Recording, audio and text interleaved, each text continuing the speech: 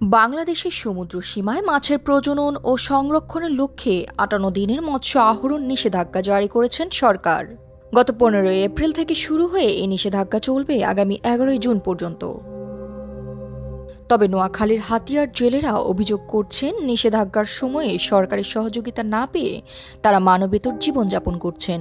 ৬৫ দিনের অভিযানে কিছু চাইল্ড দিতে এখনো এবছর কোনো চাইল্ড দেয় না, কোনো নাম কাজ নেই না, কিছু নেই না। এখন আমরা খুব অভাবে আছি। বর্তমানে আমরা এই অভিযান চলে, আমরা কোনো চাইল্ড খাই না। সাগরও যাইতে পারি না, না এই দুনিয়া চালাতে পারতেছি না। নৌকা দুনো বেরিয়েছে ১৫ জন করে ৩০-৩৭ জন মানুষ আছে। গত ৮ জনে ঠিক মতে আপনার মনে করেন জেলে মানে এই কাঠ আনো। প্রায় লক্ষাধিক জেলে পরিবার এখন চরম অর্থ সংকটে। সমুদ্রে মাছ ধরা নিষিদ্ধ থাকায় তাদের আয় বন্ধ, অথচ সরকারি সাহায্যের চালও পৌঁছায়নি। ঋণ আর দারিদ্র্যের মধ্যে পড়ে অনেকেই সংসার চালাতে হিমশিম খাচ্ছেন। তাদের দাবি দ্রুত ত্রাণ পৌঁছানো হোক, যাতে করে তাদের পরিবারগুলো ক্ষুধা ও অনটন থেকে রক্ষা পায়। আর এই জ্যোতি, দৃষ্টি ২৪।